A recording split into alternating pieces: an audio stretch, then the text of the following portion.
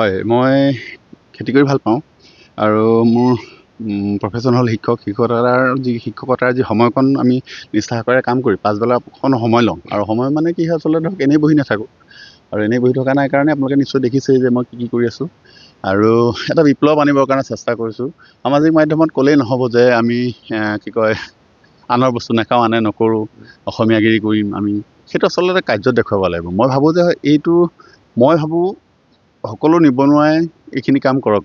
তেওঁলোকৰ যদি তেনেকুৱা উৎকৃষ্ট সুবিধাজনক মাটি আছে, কোনো চৰকাৰী আশা কৰিব নালাগে, চৰকাৰী অনুদানলৈ বা কিবা পাবলৈতো আশা কৰিব নালাগে, নিজে কৰক আৰু সেই নিজে কৰিলে নিশ্চয় হ'বই। আৰু দেখিছে আপোনালোকে মই নিজেই কৰিছোঁ গতিকে হৈছে যথেষ্ট আৰু কষ্ট কৰিব লাগিব, কোনো এনেই ওপৰতে কোনো বস্তু নাপায়। গতিকে মই ভাবোঁ সকলো যুৱক যুৱতীসকলে যদি মোৰ কৰ্মৰ যোগেদি অনুপ্ৰেৰণা পায় কৰিবলৈ, নিশ্চয় মই সদায় কৰিম, মই এনেকুৱা কাম কৰি যাম যিটো কামৰ কাৰণে সকলোৱে যাতে আদৰ্শ হিচাপে ল'ব পাৰে, সেইটো কাৰণে মই কৰিছোঁ।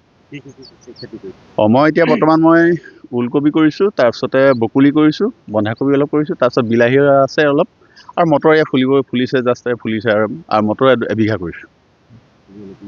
বিজলকীয়া বিজলকীয়া আছে, মই বিজলকীয়া আপোনাৰ এই বস্তাত কৰিছোঁ, তেনেকৈ হেৰি কৰি মুকলিকৈ কৰা নাই, যিহেতু মানে ফাংগাছ তাত লাগি যায়, সোনকালে মৰহি যায় আৰু বস্তাত কৰিলে ফাংগাছ কম লাগে। মই এতিয়া 100মান পুলি ৰুইছোঁ আৰু 200মান আছে পুলি ৰুবলৈ।